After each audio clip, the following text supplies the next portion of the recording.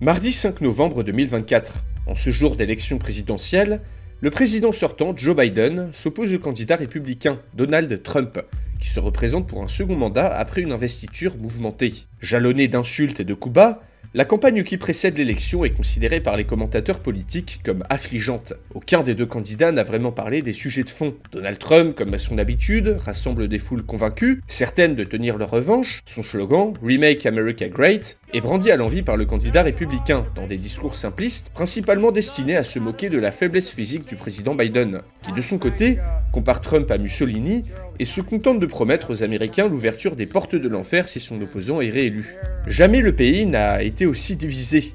Les médias s'en donnent à cœur joie. Fox News, CNN, le magazine Time ou Breitbart News rivalisent de titres racoleurs et divisifs. Dans les familles américaines, parler politique est devenu un sujet totalement tabou. Durant la campagne, la violence est de plus en plus présente entre les supporters des deux camps. Des décennies de division, alimentées par les politiques, les médias et les inégalités, sont sur le point de transformer l'Amérique en une immense bombe à retardement. Le 5 novembre au soir donc, les Américains ont les yeux rivés sur leur télé. Un par un, les votes des différents États tombent, mais plus la soirée avance, plus l'écart se resserre. Dans certains États, la différence n'est que de quelques milliers de voix, soit un écart infime, ne permettant pas de donner mandat aux grands électeurs pour voter pour l'un ou l'autre des candidats. Et à la fin de la soirée, aucun des deux camps ne peut être désigné vainqueur. Le cauchemar d'une élection à rallonge ressurgit, et l'assaut du Capitole en 2020 revient dans toutes les mémoires. Un événement va mettre le feu aux poudres.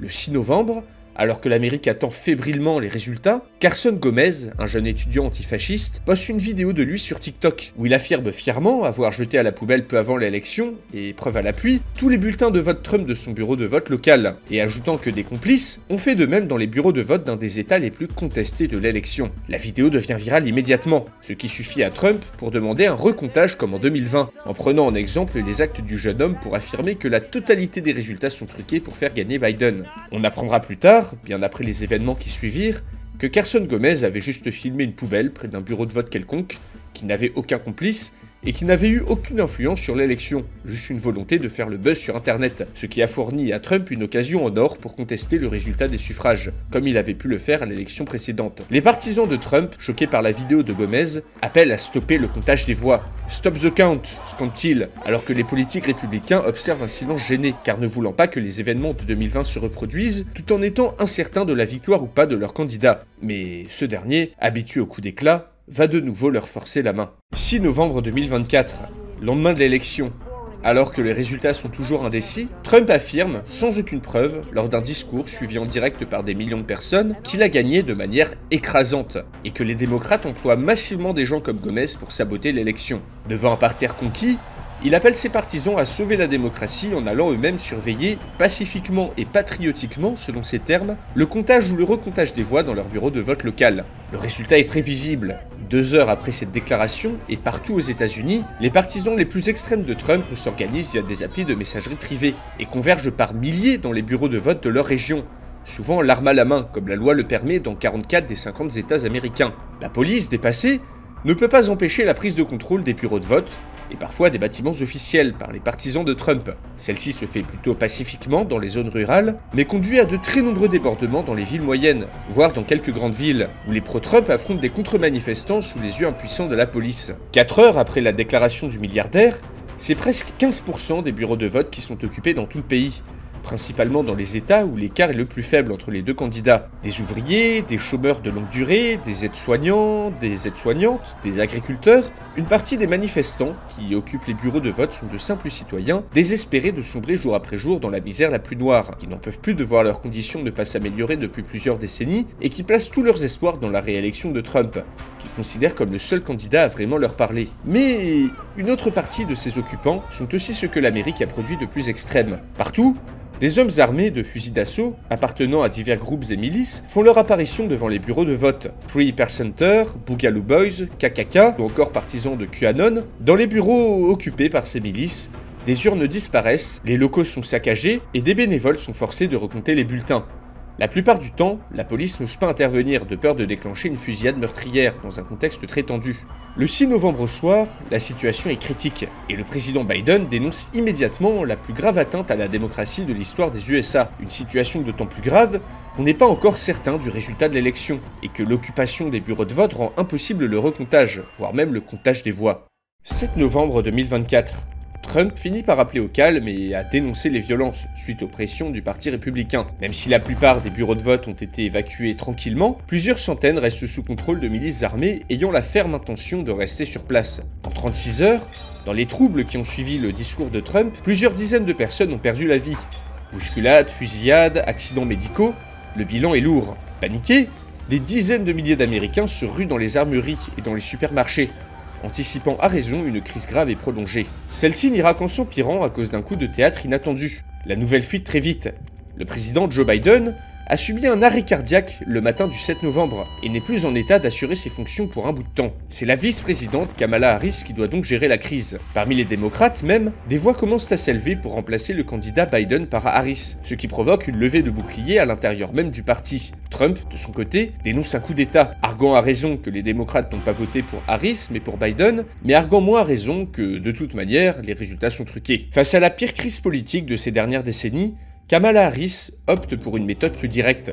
Elle ordonne immédiatement l'évacuation des bureaux de vote encore occupés, soit traduit en d'autres termes, l'assaut de la police contre des milices armées d'extrême droite. Dans le même temps, ce sont cette fois-ci des milices d'extrême gauche qui débarquent devant certains bureaux occupés. Suprémacistes noirs armés, la fameuse Not Fucking Around Coalition, Antifa, ou milices constituées suite à Black Lives Matter, leurs effectifs sont moins nombreux, mais suffisants, et tout aussi armés pour créer le trouble. Car de l'autre côté du spectre politique, on se réveille devant la menace, ajoutant au chaos ambiant. Les universités sont investies, puis bloquées par des groupes étudiants d'extrême gauche, tandis que dans les quartiers populaires, des émeutes et des pillages spontanés éclatent. Des zones autonomes, comme celle créée à Seattle en 2020, sont mises en place dans plusieurs grandes villes, afin de procurer, selon leurs occupants, un safe space contre le fascisme, le tout bien gardé par des militants le plus souvent armés.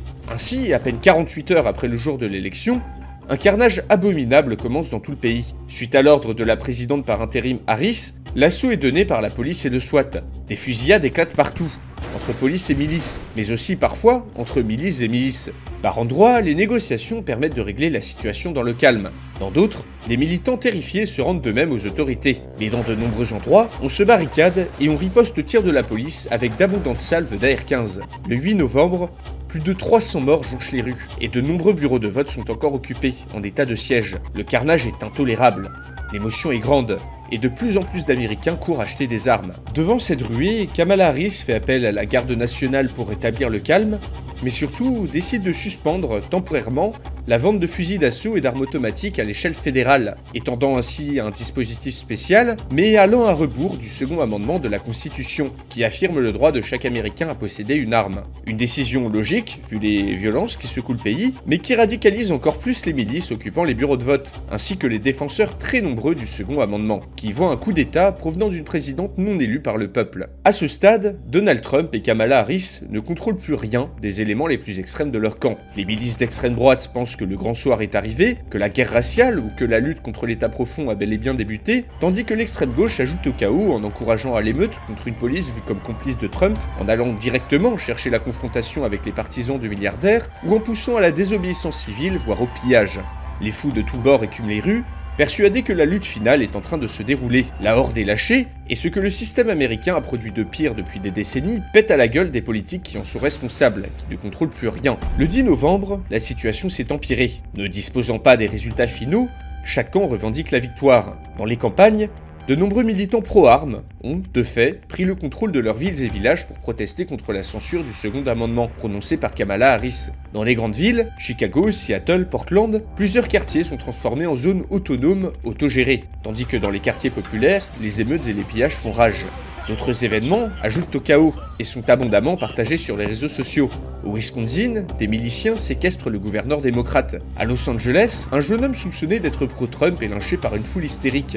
Un jeune noir est abattu par la police dans des circonstances troubles à New York, tandis que dans la nouvellement formée zone autonome de Boston, une justice expéditive est perpétrée sur un homme accusé de vol. Toutes ces vidéos et informations, virales ou pas, vraies ou pas, ne font qu'entraîner plus de gens dans la spirale de la haine et de la violence. Malgré des efforts de censure historiques déployés par les GAFA, qui plus que jamais font la pluie et le beau temps. La garde nationale déployée partout aux États-Unis ne peut rien faire pour stopper les violences. Les politiques, républicains comme démocrates, appellent au calme tout en revendiquant la victoire et en tapant sur l'adversaire. Mais plus rien n'y fait. Les pro-Trump dénoncent le deux poids deux mesures des autorités, qui massacrent les occupants des bureaux de vote, tout en laissant les émeutes continuer et les zones autogérées s'installer en toute impunité dans les grandes villes. Tandis que les pro-Biden dénoncent la tentative de coup d'État du camp Trump dont les miliciens armés ont déboulé dans les bureaux de vote. Partout dans le pays, des armureries, des pharmacies et des supermarchés sont pris d'assaut et pillés par des citoyens inquiets de la suite des événements. Dans les quartiers touchés par les pillages, des milices d'habitants se forment et ouvrent le feu sur les assaillants. D'heure en heure, le bilan humain s'alourdit. Malgré tout, Kamala Harris pense encore pouvoir gérer la situation sans recourir à l'état d'urgence ou à la loi martiale, déjà imposée dans de nombreux endroits par les gouverneurs des États. La suite la fera changer d'avis. 12 novembre 2024, une foule de militants pro-armes, lourdement équipés, organise une manifestation vers le Capitole, afin de protester contre l'interdiction de la vente d'armes, qu'ils jugent inconstitutionnelle. Seulement, contrairement à 2020, ce n'est pas la police mais la garde nationale qui défend la zone, et les manifestants font face à un mur de fusils d'assaut et de mitrailleuses gros calibre. Tout se passe dans le calme, jusqu'à 14h07. À cette minute précise, plusieurs coups de feu éclatent, dont personne ne pourra déterminer l'origine avec exactitude. Échaudés par le massacre des miliciens qui occupaient les bureaux de vote, les militants pro-armes pensent directement qu'on a donné l'ordre de les massacrer. La situation se tend avec la garde qui n'est pas formée au maintien de l'ordre. Des insultes sont lancées, des armes brandies, puis l'inévitable arrive. La garde nationale perd son sang-froid et une fusillade éclate. Une fusillade qui fera un mort parmi les soldats et 25 parmi les manifestants. Les militaires réservistes, très tendus, auront ouvert le feu bien trop vite et beaucoup trop fort, faisant fuir rapidement des manifestants certes armés, mais ayant pour beaucoup fui dès les premiers coups de feu. Le lendemain, une autre nouvelle fuite, malgré les précautions prises. Joe Biden est mort des suites de son arrêt cardiaque, faisant de Kamala Harris la présidente par intérim des USA et la candidate autodésignée du Parti démocrate. Une situation jamais vue qui complique d'autant plus la transition politique. En ajoutant cela au massacre du Capitole, on a le point de départ d'une crise encore plus profonde. Désormais, la moitié de la population est persuadée que l'autre veut sa peau, même si les auteurs de violence ne représentent qu'à peine 5% des États-Unis. C'est le lendemain que commencent à apparaître les prémices d'une guerre civile totale, soit une lutte de basse intensité contre l'État fédéral. Plusieurs attentats sont perpétrés contre la police, désormais cible à la fois des groupuscules d'extrême droite et d'extrême gauche. Des fusillades font des dizaines de morts dans les grandes villes, d'autant plus que les criminels profitent du chaos pour régler leurs comptes entre eux. Dans les campagnes, les habitants de certaines zones vont même jusqu'à prendre le contrôle total de tous les bâtiments officiels, échappant de fait totalement à l'autorité de l'État. Les infrastructures sont sabotées, et des barrages établis sur les routes par des militants pro-second amendement. Dans le centre des grandes villes, les émeutes, pillages et règlements de comptes font régner la terreur, tandis que dans les zones autonomes, tenues par les militants d'extrême gauche, on refuse aussi toute présence de l'État, et on met parfois en place des systèmes parallèles basés sur la terreur. Des pénuries apparaissent partout, tandis que le cours de la bourse s'écroule à Wall Street. On voit même des vagues de réfugiés tenter de se rendre au Mexique ou au Canada. Une guérilla larvée se met en place aux États-Unis, à la plus grande horreur de ses alliés, qui assistent en direct à l'autodestruction de la plus grande puissance mondiale sous le poids de ses contradictions. Après presque une semaine de chaos, l'état d'urgence et la loi martiale sont décrétés dans tout le pays, et l'armée reçoit des pouvoirs exceptionnels de maintien de l'ordre, car la garde nationale est débordée, et comme la police, elle souffre de nombreuses désertions.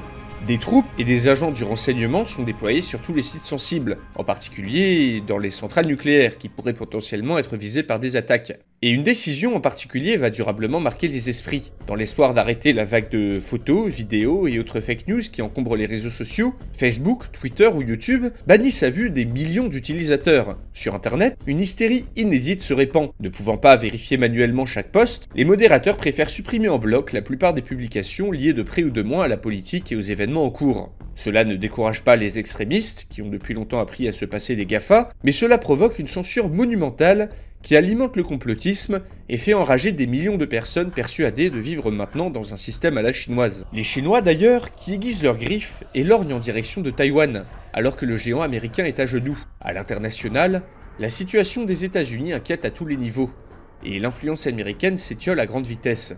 Alors même si une majorité des Américains ne participent pas à cette guerre civile larvée, tous sont impactés par la crise, qui est la plus violente depuis la guerre de sécession. 2 semaines après le jour de l'élection, ce sont toujours des zones entières à l'intérieur des villes ou dans les campagnes qui échappent au contrôle du gouvernement fédéral. Alors que l'agitation des premiers jours est retombée, le pays et le monde sont dans l'expectative. Les résultats de l'élection sont toujours indécis. Du sang a été versé des deux côtés, et des tentatives sécessionnistes apparaissent dans tout le pays. Quelle décision pourrait bien prendre la présidente par intérim pour la suite? Les États-Unis basculeront-ils dans une guerre civile totale? Ou alors, la population, fatiguée par ce chaos, finira-t-elle par demander le calme? Je vous laisse en discuter dans les commentaires de la vidéo. Quelle suite pour mon scénario? Que pourrait-il se passer dans l'éventuelle partie 2? J'ai bien dit l'éventuelle partie 2. Car je sais pas du tout encore comment YouTube va percevoir cette vidéo. En attendant, si jamais vous avez apprécié cet exercice d'anticipation, n'hésitez pas à vous abonner, à partager la vidéo et mettre un pouce bleu bien sûr. Et si vous voulez soutenir la chaîne plus avant, venez faire un tour sur ma page Tipeee. J'ai également une chaîne Twitch où je fais des lives sur tout un tas de concepts. Et en attendant, chers abonnés et spectateurs, je range ma boule de cristal et on se dit à la prochaine pour une nouvelle vidéo.